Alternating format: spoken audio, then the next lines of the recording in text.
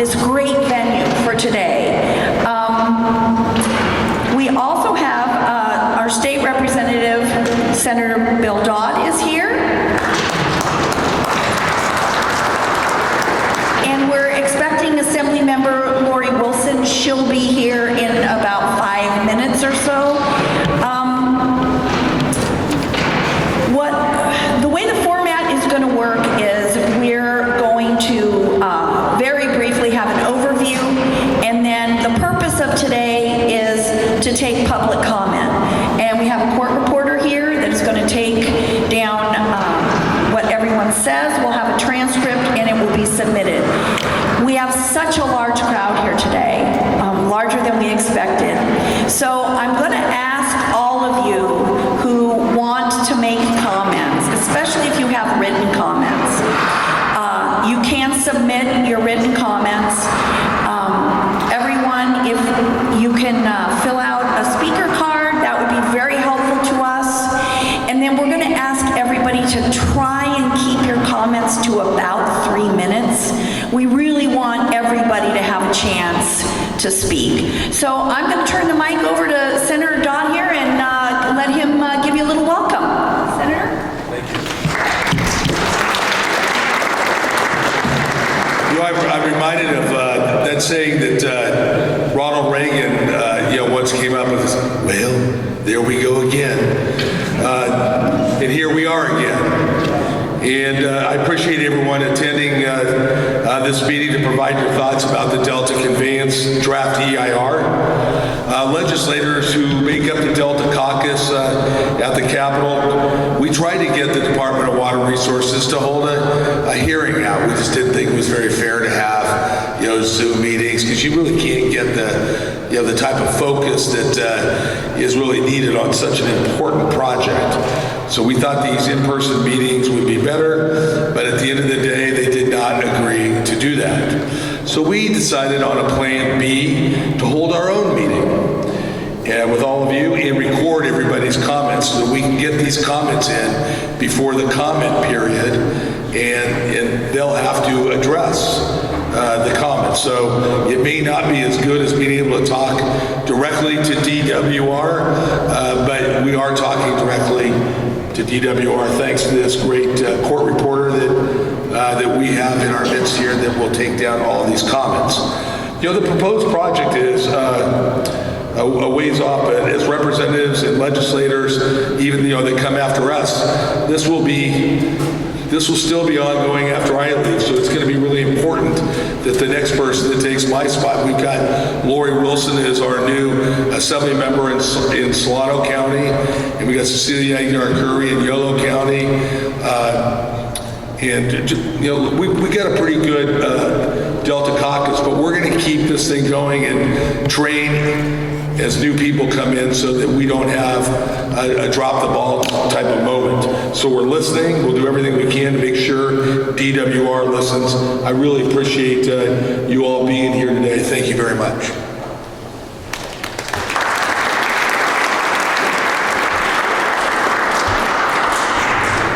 Okay, so the comments are due back December 16th, and that's why we've got this scheduled today. Next up is a brief overview of the state's tunnel project, and I'm going to turn this over to OSHA Missouri, who is going to kind of give you a little high-level overview. OSHA? Thank you very much, Supervisor Miller, and welcome to everyone. It's really great to see you all, and I'm so glad that we could be here together to hopefully, get a little more confident in our understanding of what the tunnel project is right now, and then also how we can interface with DWR and the state and the water contractors and everything that's going on to be most effective in advancing Delta interests. By way of introduction, I am an attorney in Sacramento. I serve as an advisor to the Delta Counties Coalition. I am a little bit of an old timer with the tunnel project, although I see those of you out there who were here with the peripheral canal proposal, and I don't go that far back. I have quite a few more gray hairs than the first Bay Delta Conservation Plan meeting that I attended in 2008, however. So I want to also acknowledge that we're in the town of Hood, which is really one of the main ground zeros for this. Raise your hand if you're from Hood. Okay. I know we have Gia Marino and some of her folks here, and really, so it's just to the north of here, of the road, that is the northernmost likely tunnel intake. So, you know, they would really experience the brunt of this project. And even so much as having the tunnel go underneath the homes here and the traffic all around it. And so it's something that is, you know, very important and personal to people here in this area, as well as, you know, Cortland, you've got another intake proposed there. And then as well as there is one that's still on the books across from Clarksburg, which is like optional in this plan. So I will try to go through this pretty quickly, and James, my associate from the office, is here helping. Thank you. He does a lot of the work on Delta Tunnel that comes to our office, so thank you, James. So basically, we're going to provide an overview of the project and then talk a little bit about the new alternative that is the proposed project, and then mention the upcoming processes. So the next slide just shows the delta with the primary zone and the secondary zone. Who here doesn't live in the delta proper? So a few people from outside the area. I live in Orangevale, but most of you are pretty familiar with the delta, so I'm not going to dwell on that. So that's we are at the middle of the confluence of the two major rivers of the state, and we'll go to the next slide that shows the way that the rivers come together. And the one thing that's really important about this slide is that it's really the Sacramento River that's the lifeblood of the Delta. And you know from reading the news and with the drought and even without the drought, how we're struggling to get enough water for fish, how the harmful algal blooms are becoming worse and worse each year. And it's these freshwater flows that really we need more of, not less. And so there's been a lot of different names of the project as mentioned here, but what you can see is they've all kind of had that dotted line that you can see in the slide. And we'll be able to email out the slideshow after this as well. I know it's a little hard to see over there. But it all is taking that lifeblood of the Delta and putting it around in an isolated conveyance. That has been the same of all the different proposals. And the next slide just shows those together against each other, because one of the things we've heard from Department of Water Resources and the Delta Conveyance Design and Construction Authority in recent years since Newsom first proposed the single tunnel alternative in 2019 is, oh, this is a lot different. This is not your grandmother's tunnel. Well, it really is. It's still the same darn thing. And it takes the water out and it lays it down right on the same legacy communities, and then dewaters the fresh water that the Delta needs in order to stay fresh and for all of us to continue to enjoy its many benefits. So going to the next slide. It diverts water, like I said, just north of here. If it was built, it's a 40-foot diameter concrete tunnel, approximately 45 miles long, I think all the way from the intakes all the way down to Bethany. So I don't know if you can see that too well, but the difference with this version of the project is that it terminates at it goes inland along the I-5. And I do have another map blown up here that you could look up later, but instead of having a tunnel go down through the middle of the Delta, it kicks out from here, and then it goes south closer to I-5. And that does avoid some of the impacts on the waterways that we were very concerned about, and with boating and recreation in particular. However, it still wreaks havoc on the area. And concerning about the Bethany alternative is that it completely is separate from the existing conveyance facilities. And so it really takes away the impetus of the state to maintain water quality in the central and south Delta in particular, because they would be taking out their clean water up here in Hood and in Cortland. So going on to the next slide, it's just a little bit of a close-up of the way it would lay down on Hood and Cortland and then kick out to Twin Cities Road. And each intake is still the same size as what we saw before, with the 3,000 cubic feet per second, which is the same as about 3,000 basketballs moving per second out of the river. And so overall, that's about half of the average, a third to a half of the average flow of the Sacramento River. And so it's a really large proportion of the river when this thing would operate. You know, for perspective, a lot of our ag diversions here in the Delta are like 2 or 3 CFS. Freeport Water Authority, just to the north, is 285 CFS, which if any of you have boated past that, is rather large.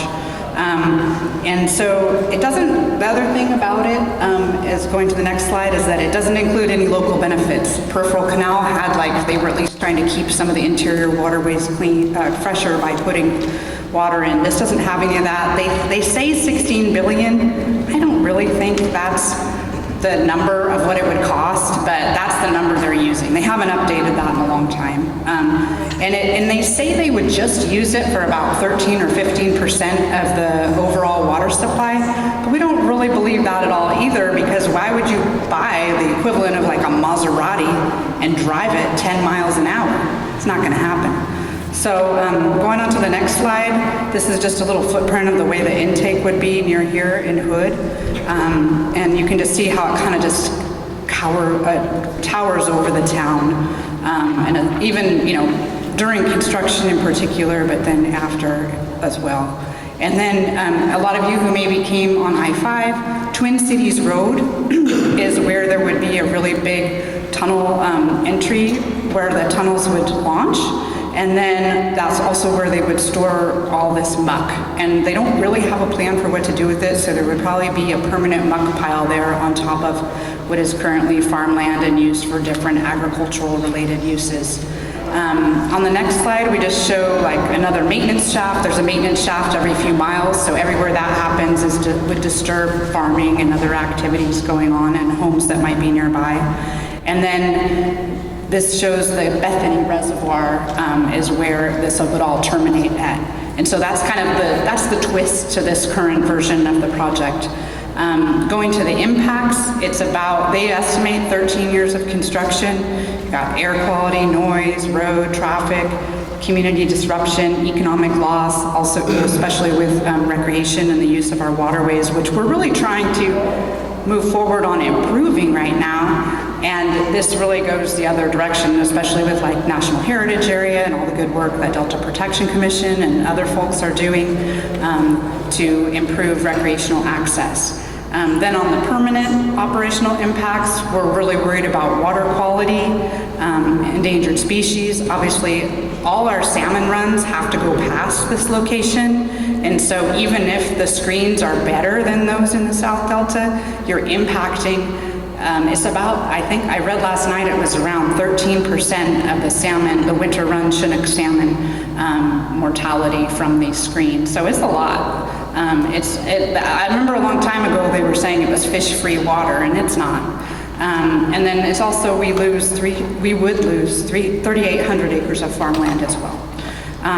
So on the last slide, I think this is kind of where we're going, is that the tunnel's a threat, it takes the fresh water out, it improves, it's kind of a zero-sum game, unfortunately. It's not an we all get better together type solution, which I think a lot of us have been, including Delta County's coalition, the Legislative Caucus, and all of you have been arguing for and articulating for many years. It doesn't have anything to do with all getting better together, and there are so many better alternatives. So what's happening right now in the timeline is, like was mentioned, there's a deadline of December 16th for the formal comment period. The record's going to be open a long time, so I would like to see as many people speak today or submit written comments as possible, but if you don't get a chance to do it today or on the 16th, you know, you can turn your stuff in later and it will still be part of the record. And then there's going to be other permitting processes, and there's going to be all kinds of opportunities for you to participate in this stuff. And I know it's hard, and you have your own jobs and all the different things you need to do, but I just really admire the community and being able to get out here and learn a little bit more, and then starting to feel more confident about articulating how we can protect the Delta. So, you know, we'll be available. I know Alicia from the county will be sending out anyone who left their email, or you can leave it before you leave, then we'll send like an email with a bunch of this information in it for you. And then it will include on the last slide, I've got some references of websites and places you can learn more. So, and I want to thank Ryan Hernandez, who helped with the presentation as well, right here from Contra Costa County. Thank you very much. Question. Quick question. Where can we get the content of that? The what? The content. We'll email it out. I just asked, and Ryan says they will make this slide deck available to everyone. So in the last short bit of time, we've had some other elected officials join us who are also part of the Delta Caucus and Delta Coalition. We have Assembly members Lori Wilson and Carlos Villalpudua from San Joaquin County. Would either one of you want to make a comment or two? Sure, come on up.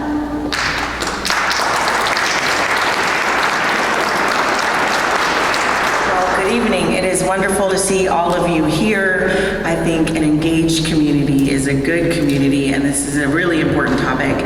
And as the co-chair of the Delta Caucus, I am proud to represent on this particular issue.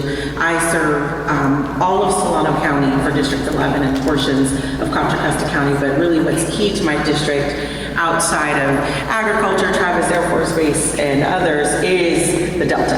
And that is, as you all know, not only key to our region, but really key to the entire state. So it's important that our voices are engaged on this topic and that we make sure that we're submitting comments during this period so that your voices can be clearly heard and that we in the Delta Caucus can take them into consideration as we work through this particular issue. But I am really happy to see all of you here. It is really good to have you here, and I know you guys have been here. This is a continuing conversation, and hopefully we can get to the point to where we can figure something out that works for all of you who live right here in this community. Thank you.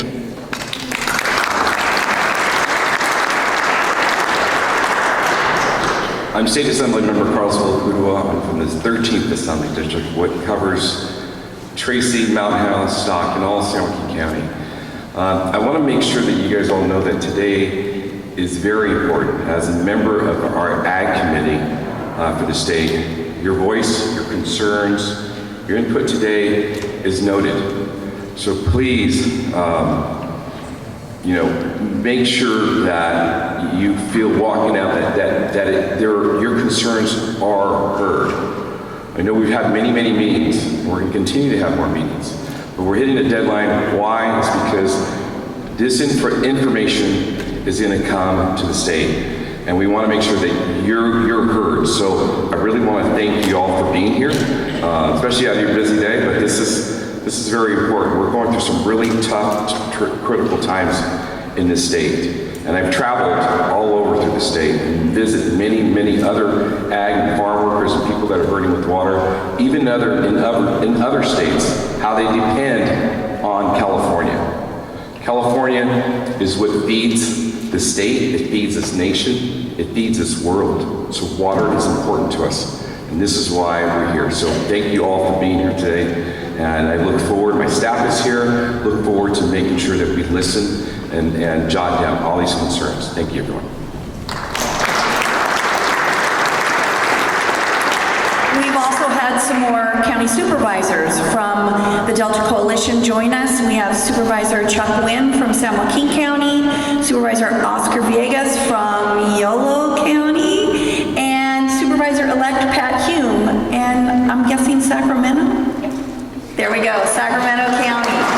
So if we get any more electeds coming in, we'll take a break and introduce them to you, but I just felt it was important for you to see and know that your legislators care, they're here, and remind everybody that our court reporter will be taking down your comments. It's important that we keep our comments respectful and on point, so that what we have to say is really heard, okay? So again, I am going to get the stack of speaker cards here from Alicia. I want to also let you know that we have template letters. If you want to submit a letter of opposition, we've got them up here. You can sign them and we will submit them for you.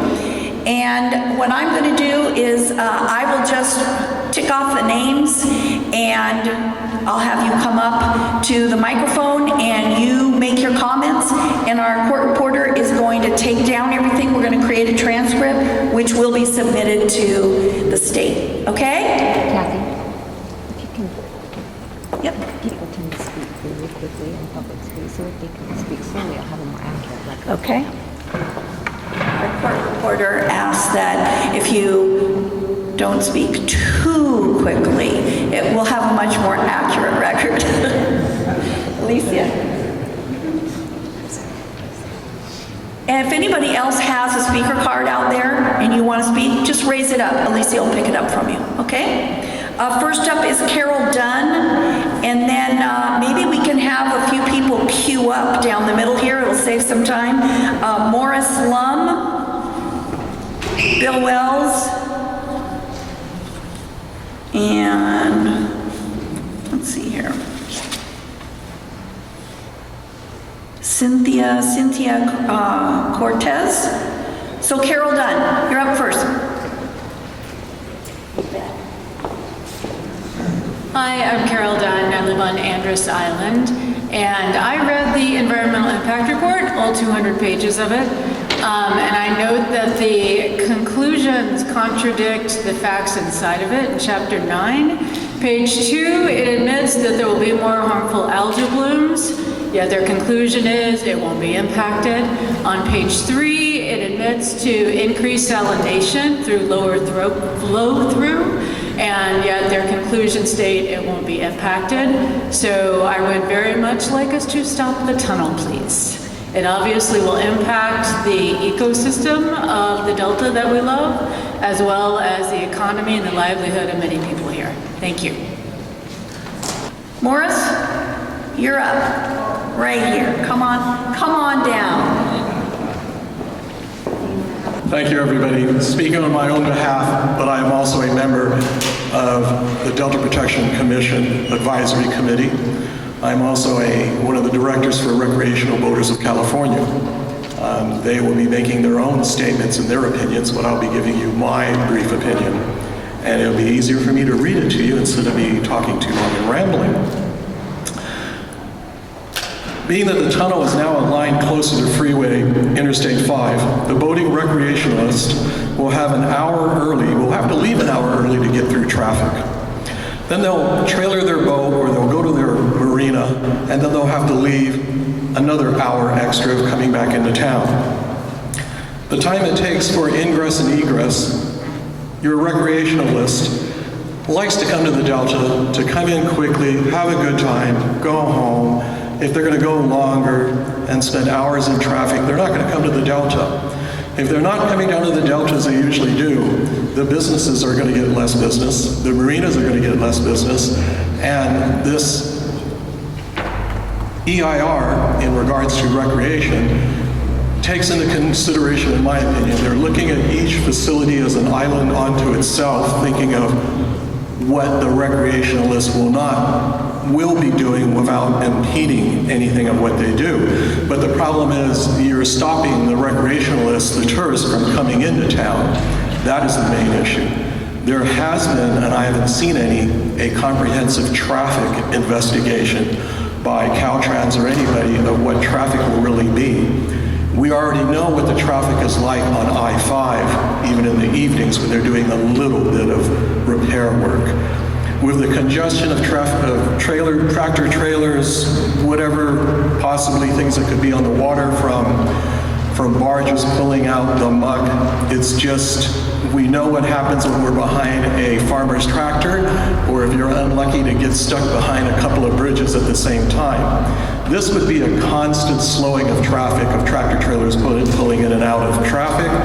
It will be going on all day into the night, and it will cause such congestion, very few people will want to start to come in. And if this goes on for years, I don't see anything good coming out of the tourism or the area or anything else because of all that traffic congestion. Thank you.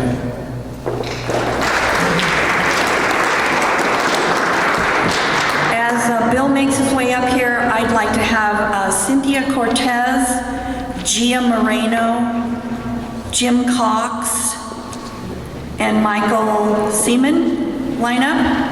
Please, thank you. Very good. Thank you very much. Bill Wells with the California Delta Chambers and Visitors Bureau. We've been fighting this boondoggle ever since Arnold Schwarzenegger announced it over 15 years ago. It keeps resurrecting itself, and I'm confident that it's not going to be built, but it's going to take all of our efforts, and hopefully it won't outlive me. But besides the California Delta Chambers, tonight I've been asked to represent the recreational boaters of California. The RBOC is recreational boating in California is a $13 billion a year business. It's a significant part of the California economy. A lot of that takes place in the Delta here. There are approximately 10,000 boat slips in the Delta and thousands of boats that travel up here every year. But this is a few comments from the RBOC. They submitted a letter. But RBOC is the statewide nonprofit advocacy organization that promotes the protection and responsible use of the state's waterways. We've commented previously and consistently as the state has considered the Bay Delta Conservation Plan, the California Water Fix, and now the Single Delta Conveyance Plan. Recreational boaters of California opposes the Delta Conveyance project that would negatively impact the ability of the recreational boating public to navigate in the waterways of the Sacramento-San Joaquin Delta, or as we call it, the California Delta. Their key concerns are disruption to navigable waterways in the Delta for 14 plus years during construction. The project does not adequately address climate change and its impacts on decreased snowmelt, unqualified groundwater impact, and quantified groundwater impacts. For example, they refer to Table 8 and non-meaningful, less than significant impacts of the project. To me, this is an absolute major one. It does not create any new sources of water. All it's doing is recycling water from one area to another, from the less equal to the more equal, if you ever follow Animal Farm. We'll wreak havoc on aquatic species, wildlife inhabitants, recreational users, and supporting industries. So those are some of the problems of the tunnel. So I strongly urge everybody to stand up and fight it. I talked to a fellow today about something else, and I said, I'm going to this meeting to help stop the tunnel tonight, and he told me, he said, it's inevitable, it's going to take place. Well, it's not. I know we're going to stop it. So thank you very much for your time, and thanks for being here. Good evening, everyone. My name is Cynthia Cortez, and I am a climate water advocate with Restore the Delta. And thank you for the opportunity to comment today. The proposed tunnel will exacerbate current and very real issues in the Delta and Delta communities. Issues that are felt in environmental justice communities, in my community, in communities of minority and low-income families that are discouraged from drinking the water that runs into their homes and that cannot step outside their homes to take a breath of fresh air. These issues need to be addressed first. The quality of life of Delta communities will decline if the Delta tunnel is built and will continue to decline if Delta water issues are not addressed. Harmful algal blooms continue to be a threat to the Delta. HABs toxins are presented in water and air. Aerosolized bloom toxins can cause respiratory issues in a community that already has extremely high levels of asthma. The construction of the tunnel will also introduce yet another source of air pollution to a community struggling with respiratory illnesses. The worst blooms in Stockton can be found in McLeod Lake, running through the center of downtown Stockton. I went to high school only 200 feet away. Students did not receive warning about the harmful algal blooms, and for the 2 years of required PE, students ran miles along the edge of McLeod Lake, now finding out that causes respiratory issues. Some pulling up their shirts past their nose to block some of the foul smell coming from the water. There is no HAB standards for surface water. How will this tunnel project accurately account for the genuine issues surrounding HABs without a surface water HAB standard? More research is necessary. We need more monitoring projects across the Delta that show the true extent of HABs. HABs will likely worsen over time, and we need a plan for that, not a tunnel plan that fails to adequately address water quality challenges. The present DEIR fails on that front. With the rising threat of climate change, we cannot make alterations to the Delta before solving our present water quality problems here. We already have problems with the drought that affect the Delta as a whole because of lessening flows. It would be a better investment to help fix these problems first, to ensure a healthy estuary for the long term, and to protect water supply that can be exported at safe quantities. Thank you. My name is Captain Jim Cox. I'm a retired charter boat captain that fished the Delta for over 25 years professionally. I fished the Delta since the 80s, and I've been involved in what I call the politics of water since the 80s. I was on the SEC committee for this tunnel project, and I'm also on the advisory committee to the Delta Protection Commission. What I've learned in all these years of dealing with DWR, the devil is in what they don't tell you. And there's a lot that's not being mentioned here. One of the biggest things is that they plan on continuing to operate Clifton Court at what they say a 50% level. Now, they've never explained what 50% means. Is that half a year on, half a year off, half a day on, half a day off, who knows? But the point is that when they say what the capacity of this tunnel is, to know what they're actually planning on exporting, you have to add in what they continue to export out of Clifton Court. So it's, again, the devil is in what they're not telling you. They're not telling you the total. And which leads to the biggest point that I want to make, is that Clifton Court, as long as it's been in existence, has been the biggest fish killing spot in the Delta. More fish die there than from pollution or fishing or anything else. For years, this has been known to be the biggest fish killing spot. It draws the predators in when the pumps are running, which these days is practically always. The fish are entrained into Clifton Court and cannot get out. There's an estimate of 50,000 striped bass that are mature fish, but are 6 inches long in Clifton Court. This shows you the effect that pump has. So we're going to design and pay for what they claim to be a state-of-the-art system, but we're going to continue to operate the completely outdated and unprotected Clifton Court. When you ask them, what do you plan to do about Clifton Court? The answer they give you is, it's not part of this project. It's part of your water project. How can it not be? And so this is the part that I don't understand. And I would agree, the $16 billion figure is ridiculous. Just look at the Bay Bridge, how far over budget that went and over time that went. And just the fact that we have to have this meeting here that we put on shows you what they care about, the people that are going to be affected and will see no benefit from this project. They don't care what we think. They are going to do it anyway. And that's why we need to stop this project. Thank you.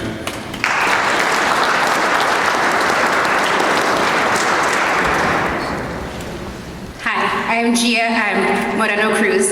I am a 5th generation Hood resident. I promised OSHA I wouldn't talk too much, so I got a paper.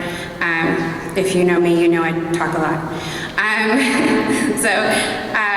a mother, an artist, an educator, and I'm tired. I'm tired of coming to these meetings. I'm tired of hearing people from all over the state and from all over the Delta, from all walks of life, pour their hearts out in defense of the Delta. I'm tired of being one of those people, and I'm tired of the nonchalant responses that we receive in return. Even though I've become mentally, emotionally, and physically exhausted from this last 2 years of this literal life or death fight, I can't and won't stop fighting. I don't remember the first time that I ever saw Hood. I was 2 days old when I was brought home. For me, Hood has always just been. I don't consider Hood just to be my hometown. Hood is quite literally the core of my being. Every major life experience that I've had has either happened here or has been celebrated here. My family built this town into what it is today, and they have continued to thrive here. Both my mom and dad's parents and grandparents came to Hood in the late 40s and early 50s. They took the tiny casitas built by Madison Barnes and the Hood Improvement Company and turned them into homes for multiple generations. I grew up here surrounded by unconditional love and support, and this is why I fight so hard. It's not for the businesses, the animals, the environment, or recreation, even though those are very important aspects of the Delta. I fight for Hood because the residents are my family, and those that aren't related to me might as well be. Not everyone in town is able to take on DWR, the Metropolitan Water District, and the others that are trying to force this tunnel project on us, but I am. My biggest reason for fighting is a quote from my abuelita. She said, "I won't be around when this tunnel is finished, but you, your dad, and the kids will be. You'll have to deal with what happens after." The thought of her and the other elderly residents in town spending the rest of their lives watching everything they have ever known and everything that they have worked for get destroyed breaks my heart. Hood is more than just the buildings or the land. Hood is the people, the community, and the legacy. Hood is multiple generations of people that no matter how far they travel, call this place home. Hood is the hope that one day 7, 8, 9, or even 10 generations of the same families will call this place home. Hood is the dream that Richland was and that Madison Barnes had. Hood is the blood, sweat, tears, and love that went into creating it. Hood is seeing your cousins during the holidays. It is the sound of basketballs bouncing and children laughing at the park.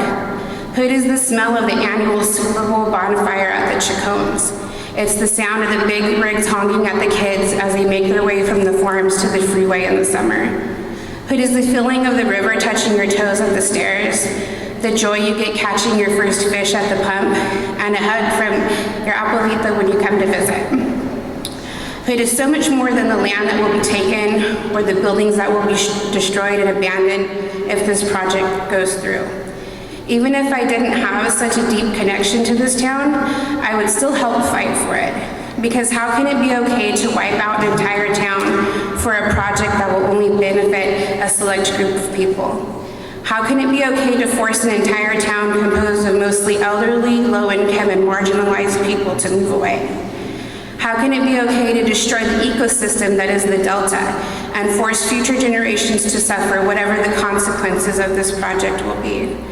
The costs and the losses from this project far outweigh any benefit that Hood, the Delta, California, the world, and the future could ever receive. So even though I am tired of doing it, I am begging you to do what you can to help stop this project and any future versions of this project from happening. Save Hood and save the Delta.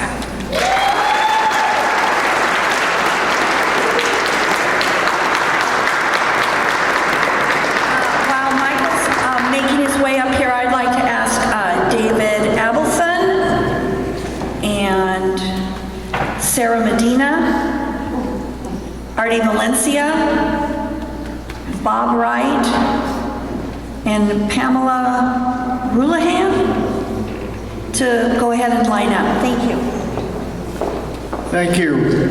I'm Michael Seaman. I want to thank the Delta Counties Coalition and the Legislative Delta Caucus for providing this opportunity to comment. As a longtime Sacramento County resident, I strongly oppose the Delta Tunnel project and its inadequate environmental document. The project has no public benefit, but it will lay waste to the West Coast's largest wetland while also ruining the Delta economy, the fishing industry, the recreation industry, and local agriculture. A few years ago, I was on a bike ride that stopped for lunch at Herringer Vineyard. An attendee asked if the local ag industry was sustainable. The response was, "I guess so. We've been doing it here since 1868. Though something is dreadfully wrong with a public policy that would end such success. The tunnel brings no new water and does so at great expense. The beneficiaries are corporate welfare queens like the Resnicks, big oil frackers like Chevron, and sleazy water purveyors like Westlands. I voted no on the peripheral canal, and I prefer the no project alternative."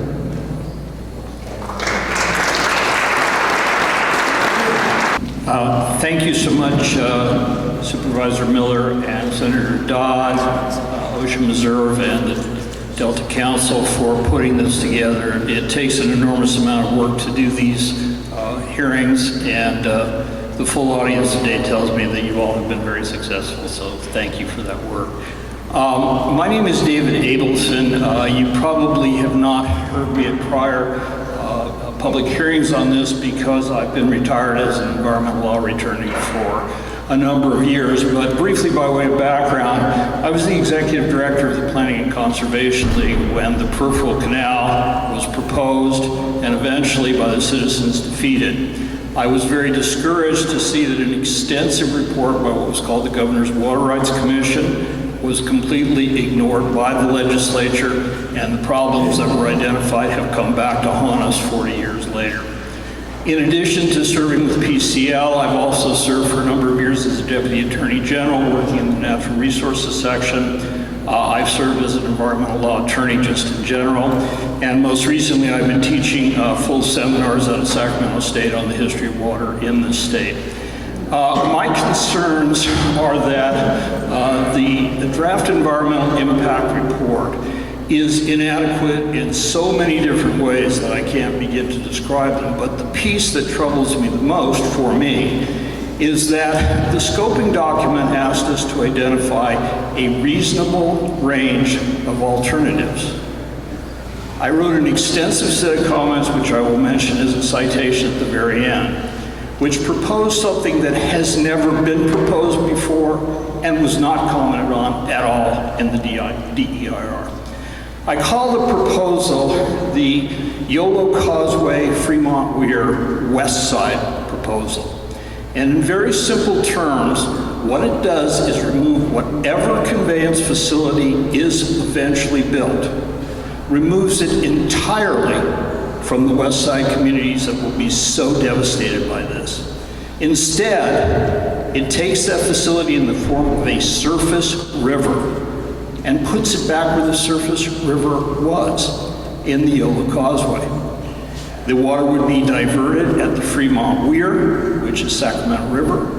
Another point of diversion would be the Sacramento Weir, which is above the city of Sacramento. It would flow 40 plus miles and eventually join up with the export facilities that are needed. My comments have no relationship whatsoever to the quantity of water. This is simply an alignment issue. They don't get the alignment right, they don't get anything right. Finally, I would say that the proposal that I'm offering not only avoids an enormous number of significant impacts that can't really be mitigated on the east side, but it also enables us as a community to restore 40 plus miles of riparian habitat that existed here in 1850 on the west side. So I intend personally to file extensive comments objecting to the inadequacy of the draft environmental impact report with regard to the topic I've just mentioned. I think it is essential for DWR to issue at a bare minimum a revised report which addresses the many, many issues that so many of you have mentioned.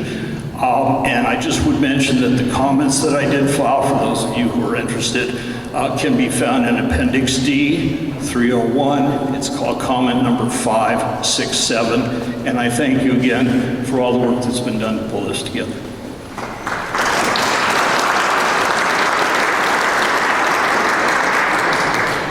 Good afternoon, everybody. I'm Pamela Bilhan. I'm currently on Ileton City Council. I've heard this peripheral canal issue, this boondoggle, for like literal decades, like since I was a kid. So, yeah, and I agree with like two speakers before me. It's like a corporate welfare project. Follow the money, and it's not like we're landlocked. I mean, we're next to that friggin' ocean. I mean, come on, like desalinate the friggin' ocean already. So, like, don't take water from here. And I almost cried when Gia had her speech because, this is going to destroy like her whole heritage and that sort of thing. But yeah, I do concur that this peripheral canal thing, like, remember that I'm showing my age already with saying this, but I concur that, we should fight this thing to the end. So like, I don't see why this is even brought up, because I remember it was put to a vote like literally 40 odd decades ago, and it should have been like put to bed. And let's see, and that concludes my report, and have a good rest of the day. Thank you.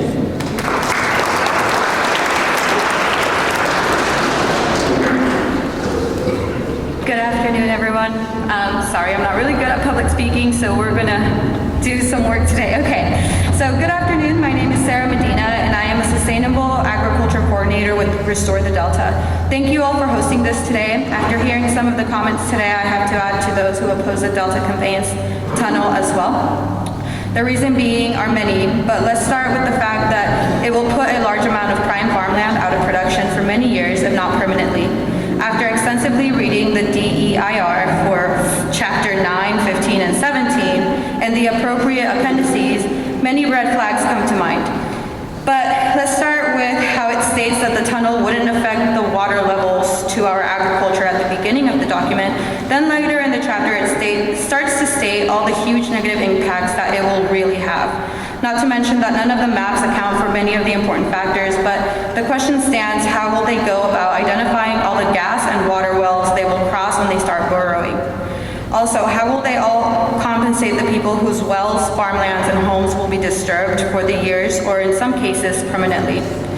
They admit facts that the salinity levels here will increase significantly when there is not enough flow in the first place due to the ongoing droughts. Delta farmers have the right to their water more than those down south, who chose the wrong environment to grow crops such as pistachios and almonds that are sent overseas to other countries.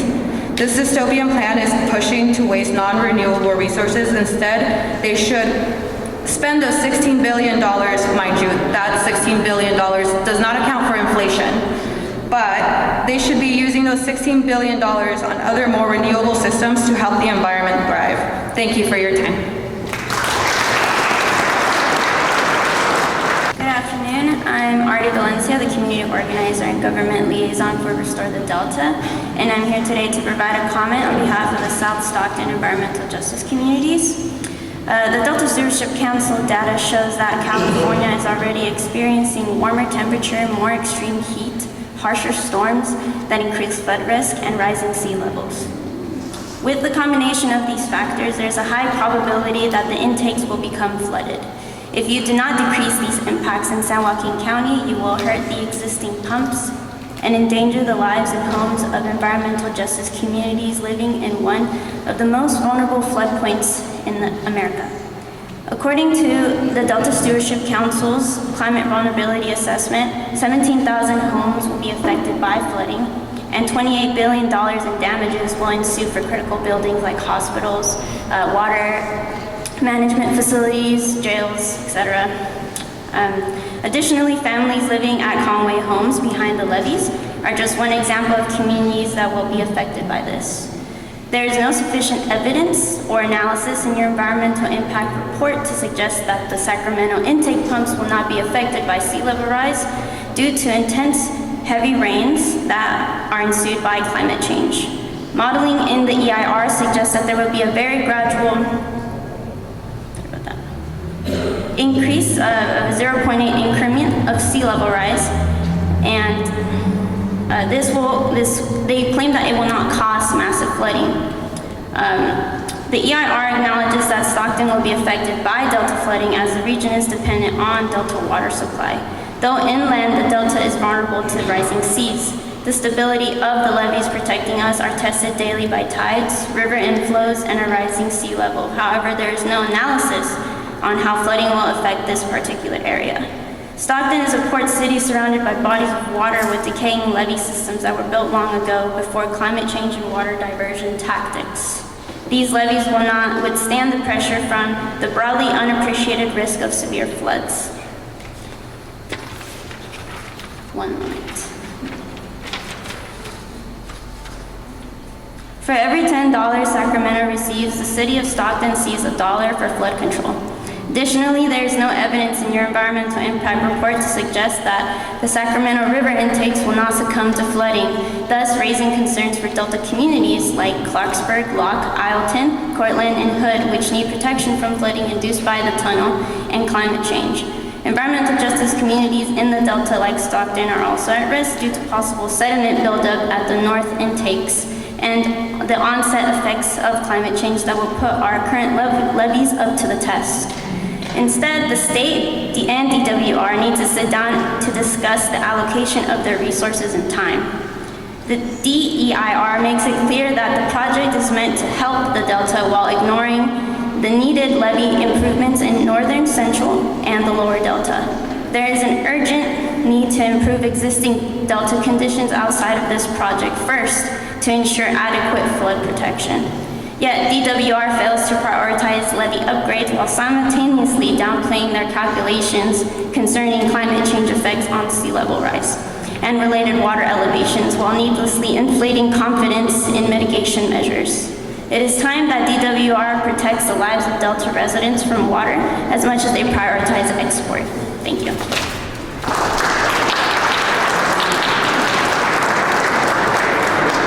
Thank you. As Bob makes his way up here, I'd like to ask Anna Swenson, Ron Baker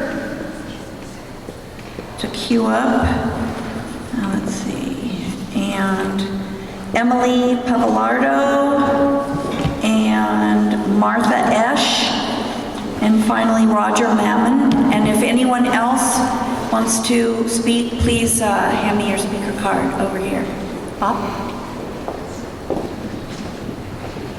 Well, hello, I'm Bob Wright. I'm an environmental lawyer in Sacramento, and I've concluded a half century of law, and I've not seen in my life, thank you, a worse draft environmental impact report. And to come to grips with it, I was astonished when I started reviewing this document. And I mean, it's a massive water project. So what are the first things they would evaluate under the California Environmental Quality Act? It'd be impacts on surface water. We know the Delta's already in trouble. Water quality standards being violated, fish die-offs, harmful algal blooms. It needs more water flowing through it, not less. But this would reduce, as OSHA pointed out in her opening remarks, depending on the conditions, up to a third under some conditions, and at other times half of the Sacramento River flow through the Delta. So issue number one in the draft DIR, what are the impacts of this massive water project on surface water? And I turn to the first few sentences in chapter 5 of the draft DIR, page 5-1. It doesn't evaluate the impacts on surface water under CEQA. I'm going to read one sentence to you. Changes to surface water resources by themselves are not considered an impact of the project alternatives under CEQA, and thus are not evaluated as impacts in this chapter. That's at page 5-1. Now, why would they do that? Because if they did what they're supposed to do under the law and evaluate the impacts of the project under CEQA, they would have to reach the obvious no-brainer conclusion that yes, this project does have adverse environmental impacts on Delta waters. Now, under CEQA, agencies can still approve projects that have adverse environmental impacts. But a huge purpose of requiring an environmental impact report, it's supposed to be an environmental full disclosure document. You're supposed to tell the people if something's going to be bad for them, that it's going to be bad, how bad, and why it's going to be bad. You're supposed to tell the truth. Why do they not want to simply disclose the truth? Because that would reduce the chances that with the public out there that they would ever get to build this tunnel project. So they simply, like one of the speakers said earlier, one of the biggest things that's wrong with this thing is what it doesn't tell you. And right at the start, it doesn't tell any of us what the adverse impacts of this project would be on either surface water or water supply. The other thing that they haven't done is given you any alternatives to the tunnel project. The draft DIR includes 9 alternatives. They're all simply different tunnels, dressed in different outfits. They range in size, capacity from 3,000 cubic feet per second to 7,500 cubic feet per second. Those are not alternatives to the project. There's a lot wrong with this, but those two things, they just jump out. This is truly a terrible, terrible deception on the people of the Delta and the people of the state of California to not address what the impacts of this project would be on reducing flows through the Delta. Thank you.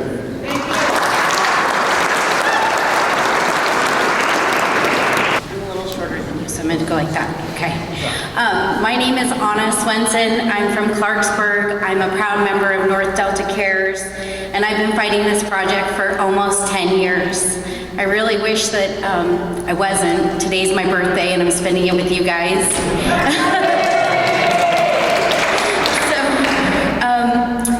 Ever since we started this fight, I didn't start it, joined this fight 10 years ago, it's been one version of another version of a pig with different color lipstick, right? It has never, ever changed. The severity of the destruction on the Delta has never been minimalized, except by them. The actual project itself is still as destructive as it was when it was 2 tunnels, 4 tunnels, 3 intakes, 2 intakes, project, no project. It's been the same exact destructive project on this community. I focus on people because that's kind of where my specialty is, and I focus on the communities and all the things that we will lose if this project goes forward. I'm a member of the Delta Protection Commission, or DPAC. I'm also a graduate of the Delta Leadership Program, so thank you to the Delta Protection Commission for supporting people like me to continue this fight and become more and more educated. I also survived being on the SEC, the Stakeholder Engagement Committee, which was this faux thing that the DCA put together to supposedly garner all of our input. But the moment that we provided them with input, they muted us literally online. They made us go through Zoom, even though most of us in the Delta don't have internet and didn't have a way to actually access those meetings. So the majority of the people who attended the meetings were people from the DCA or from Metropolitan Water District. During those 2 long years, they muted us. Gia and I got in trouble for Brown Act violations because I would like her posts on Facebook with a thumbs up. They would threaten us. They would call us at home and tell us that we needed to stop speaking out while we were on SEC. Does that sound like an opportunity for me to provide meaningful input for this project? And yet we still persevered forward and still gave them the truth, which was no matter what changes that you make, this project is still going to be as destructive on the communities. There's no way to get around that. There's no way that these communities will survive 14 years of construction, and there's no way that you can cut off all of our roads and expect us to continue to survive and farm and be a community. Recently, I was at church last Sunday because, you know, I need to pray a lot for this project. And I got a glimpse into what I hope is not our fate. I met a man who lives in Cortland, but he's originally from Clifton Forebay. And tomorrow is the sad anniversary, December 7th, 1979, when his family's farm in Clifton Forebay was taken by eminent domain. And this man, who was probably 65 or 70 years old, began to cry because his family lost everything they loved, everything that their family had put into and invested in for multi-generations. They lost their farm, they lost their community, they lost their contact to what they had known for so many generations. And what I want is for us to remember that. They intend to take your land. They intend to move you off your land, and they intend to not care at all about what happens to us as people and what happens to our community and what happens to our connections. The man was very, very emotional, and he did not feel like he could come tonight, and that's why I wanted to bring up his story. Oh, there he is. He's here. I really appreciate you coming. You're gonna make me cry. Sorry. During this time, the members of the SEC really tried to bring forward the issues that we thought were really, really relevant. And what what we discovered is that even after 2 long years of having this back and forth discussion, none of the things that we suggested, mostly, alternatives, but none of the things that we suggested actually were adopted. And so this whole thing is just a very disingenuous process. They claim that they asked us for input, but really what they did is had us sit in chairs and have our heads counted. This, of course, you guys all know, this project creates no new water and solves no new issues of water supply in any meaningful way. The alternatives have never actually been considered. When we bring up the alternatives, they say, what project? We don't have a project. Well, we've had a project. He's shaking his head, that's funny. And this version of this project will never, ever, ever benefit anybody in the Delta or anyone in Northern California. And it's doubtful that it will actually even benefit the folks who think that they'll benefit to the south. My biggest concern is that we're going to burden our children with this humongous bill that's actually going to turn out to be nothing and not actually supply anyone with any type of benefit. I also think that we should not be forsaking these multi-generational farms and taking away thousands of prime farmland for a project that they're not even sure how they're going to build it or how it's going to work or how they're going to operate it. We must continue to fight for this community. We have to continue to band together, and we have to continue to work together to make sure that our voices are heard. So I'm so happy to see so many faces here tonight. There is a solution to this project, and the solution is for us to say no tunnel, and our solution is to actually look into viable alternatives. And one really good solution that I have for Mr. Gavin Newsom, if he's listening, if we actually covered the aqueduct, we would stop losing 30% of the water that they are currently shipping to the south to this day. And that would be a step forward. This project doesn't create any new water, and we have to start looking for desalination or recycled water, or the answers are out there and the answers will continue to grow, but we cannot really have them push a project that literally is older than I am down our throats because they have tunnel vision, or that's what they think that they should do. And the funny part is, if you talk to the folks at DWR, they don't even really want to do this project anymore. It's just, it's in forward motion and they've spent so much money. I think we need to remember that this is the largest estuary in the West, and we're very, very blessed to live here, and we must continue to fight this project and continue to support the politicians who have the sense to know that this is a terrible thing and apply pressure to those who don't. Thank you so much.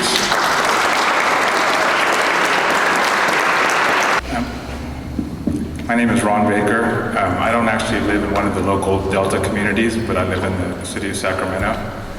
I would like to live out here, but I don't. And my grandparents were migrant workers who traveled around the U.S. working, and they settled in the country outside of Clarksburg, I think for a reason. So I would go out regularly to visit my grandparents and enjoy the country views. And I think unknowingly a seed was planted in me that grew into a love for the beauty of this area. And so living in the city, I often want to get a break from the concrete and the city lights. And so I come out often to this area. I recently ran the Clarksburg Run, and I was able to run between the vineyards and the fields and appreciate the beauty of that.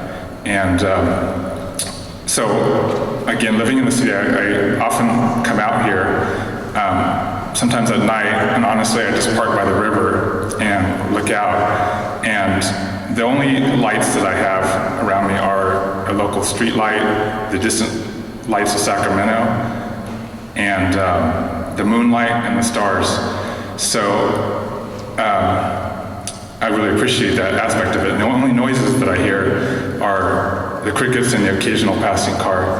So I'm not a water expert, but I can speak to the beauty of this area. And I think that if I were sitting out there at night and there were lights coming from these hundreds of trucks or these trucks constantly going around and the structure being illuminated, it would really destroy the beauty at night here. So basically, I'm just opposed to any project that would have noise pollution or light pollution and destroy the beauty of this area.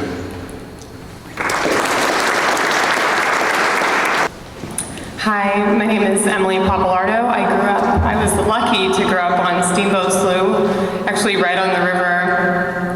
And when I first learned about this project, I was in architecture school at Cal Poly. And I thought, what?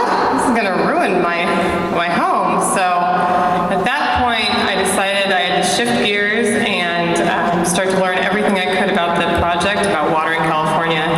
And then I decided I should probably focus on what could help the Delta, and I think it's all the levees. So I went to school for engineering, became an engineer, and now work on levees in the Delta, because I think it's the one thing that keeps the Delta together, and it's the one thing that's missing from the EIRs. There's no alternative looking at the levees. If you fix the levees, you fix your conveyance issue, according to what we hear, that the levees are the problem, and they're the reason that we need to build this tunnel. But if you look at the project, it's dual conveyance.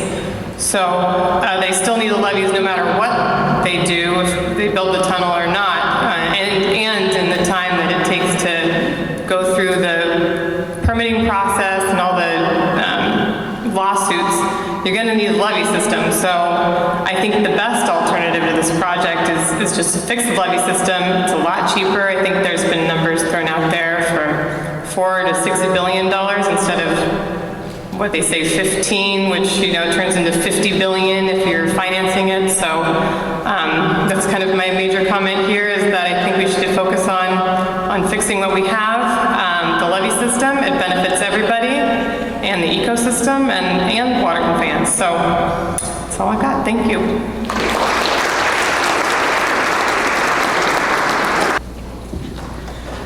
Good evening. My name is Roger Mammon. I live in the city of Oakley. I'm kind of new to the Delta. I've only lived here for 40 years, and I know a lot of you lived here your whole lifetime.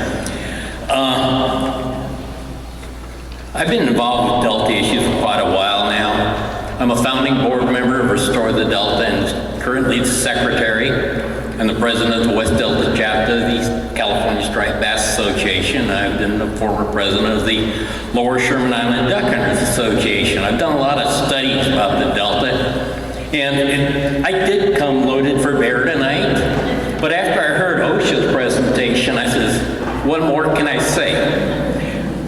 What I do want to bring up, though, is we have the two alternatives, through the Delta or around the Delta.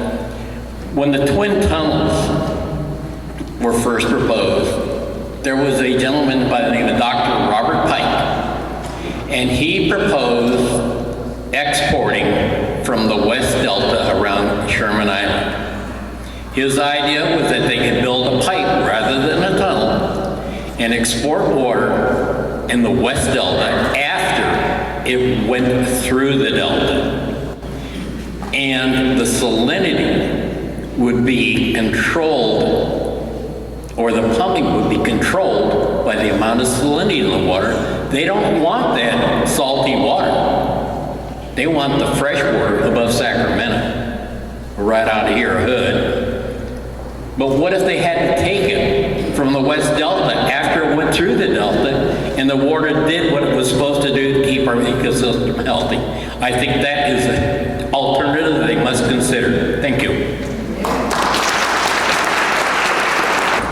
Thank you, everybody. Is Martha Esch here? Great. You're my last name on the list. Thank you, Martha. Thank you. Hello, everybody. I'd like to direct this as a letter I just scribbled on, to the current legislators, the young leaders, and the future leaders who have the big votes that will decide on this issue. please pay particular attention to the origins and so far the 50-year history of this corporate agenda for redirecting our fresh water with this mega project when placing your very important votes. Let's think about how the Native Americans who were the first residents of this delta before we built the levees and redirected the water, or our grandparents did. Some of you, your great-grandparents and great-great-grandparents. They probably would look at this issue and see the horrors of redirecting Mother Nature and Mother Earth. I don't know for sure, but I'd like to think that Native Americans would have that opinion, and I think there might have been one person here today that had a similar opinion to that, or more than one. Recently, we've been all watching on the news the last 5-10 years about global warming, hurricanes beyond other years of hurricanes happening more and more frequently, the rising oceans, wildfires, and even the last year or two, something called fire tornadoes. These are all increasing dramatically in the recent micro period of time of people on Earth, probably due in large part to mankind messing with Mother Earth and Mother Nature.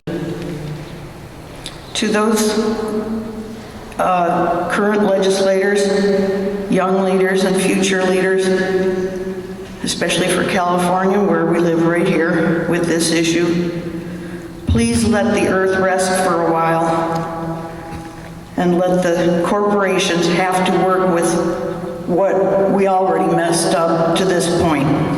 Let's not change the Delta any further. And I thank you.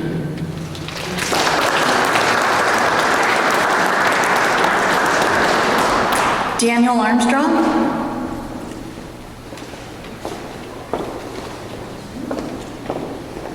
Hey, how's it going? I'm just putting this on record because I did this on the last online public comment. It's the same thing, in case anybody heard that one.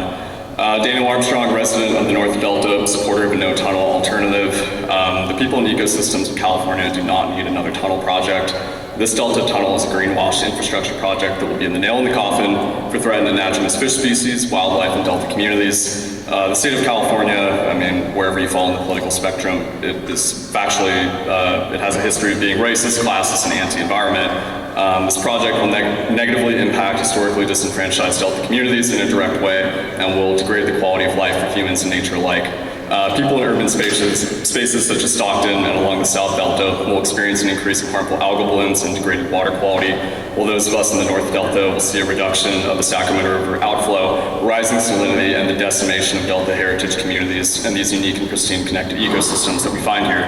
Communities such as the towns of Hood, Cortland, Walnut Grove, Clarksburg, Isleton, and Rio Vista will all experience the negative impacts and quality of rural existences. People do not need or desire tons of diesel exhaust, endless lines of truck traffic, massive tons of tunnel muck, nor the destruction of natural spaces along the proposed tunnel pumping station sites. In regard to how nature will suffer, we already have seen how the powers that be have handled the Sacramento River during this past drought season and year. The Sacramento River Temperature Management Plan and the earlier temporary urgency change petitions all contributed to the death of returning fall-run adult Chinook salmon and our threatened Central Valley steelhead populations who swam into a Sacramento River only to die of gill rot, bacterial infections, and very extremely low dissolved oxygen due to a 78+ degree river.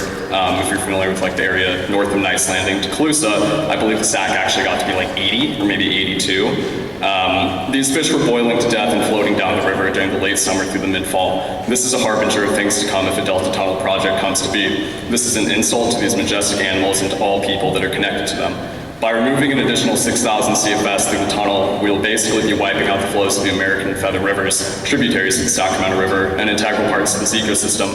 Salt intrusion, rising water temperatures, and less outflow will lead to a massively degraded and decimated California Delta and ultimately the ecosystems and communities that connect to it through the Bay and Pacific.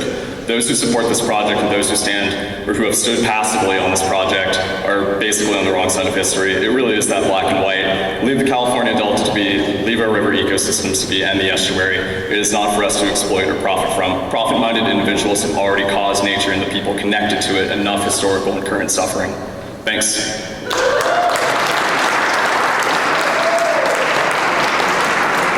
I think these are going to be our last two speakers, John Bento and Bruce Blodgett.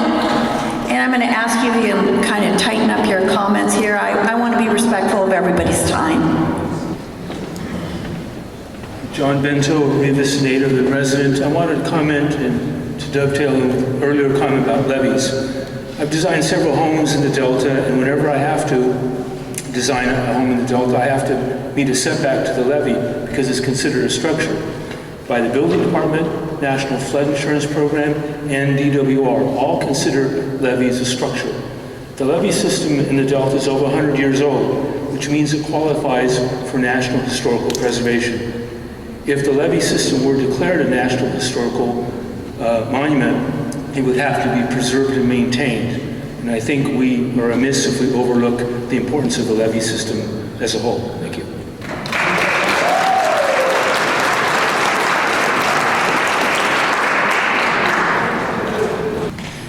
Bruce Blodgett with the Delta Protection Commission, really just up here to say a couple things.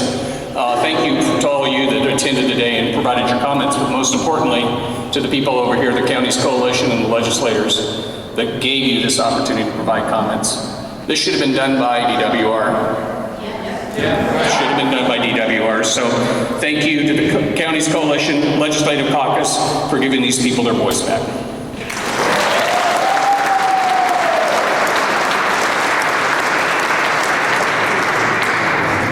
Okay, we said 5:30 and we're going to cruise right in on time here. I gave the state legislators the opening comments, so I would like to ask if my fellow supervisors, if anyone would like to make a comment or two based on everything we've heard here today. We've got Supervisor Wynn, Supervisor Villegas is here, and incoming Supervisor Hume. So, yeah, let's...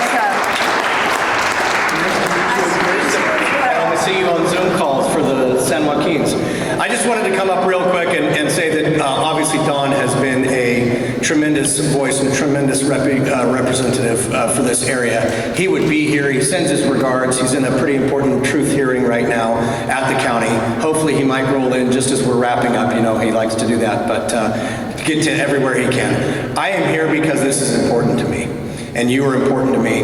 And there's nothing about what is being proposed that is a solution. It is sticking a larger straw in the same old glass of water.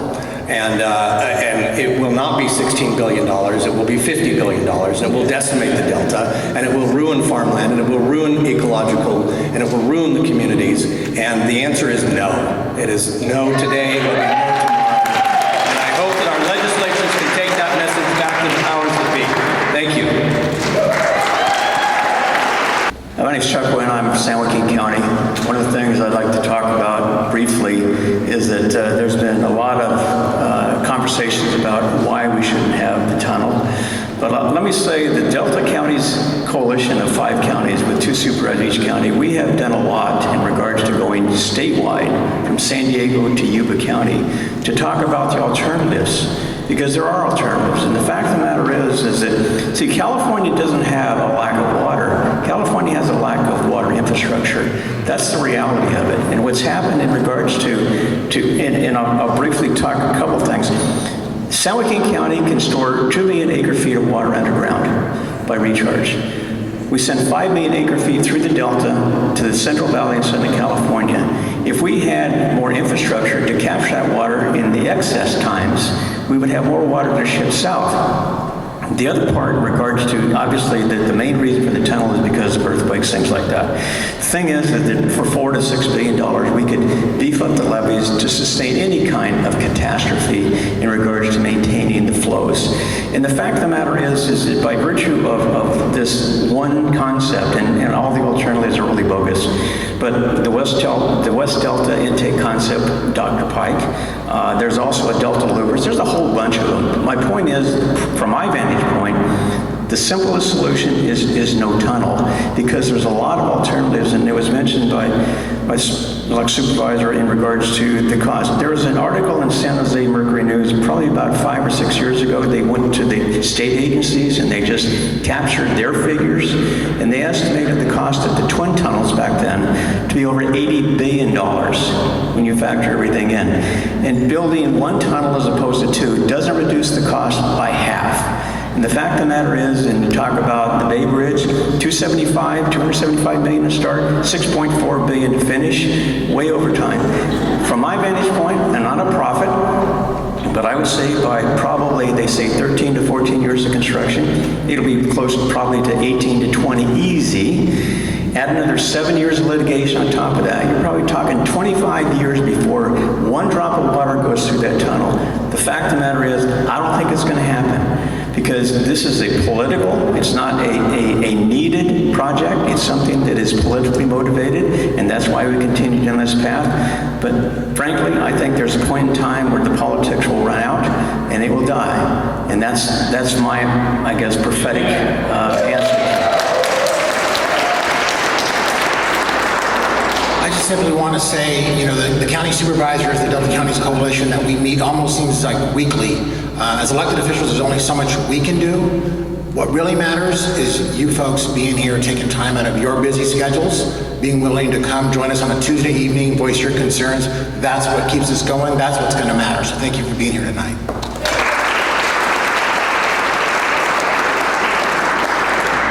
Well, I'd just like to do one last thank you to all of you for being here. I want to make sure everybody knows DWR was invited. We didn't think they were going to come until not too long ago, and for reasons known only to them, didn't work into their schedule. So our transcript will be presented, and I think having our state legislators here was important for them to have this kind of ammunition to bolster their own arguments. So thank you. I know everybody's busy. It's a busy time of year, but thank you for coming out and making your voices heard.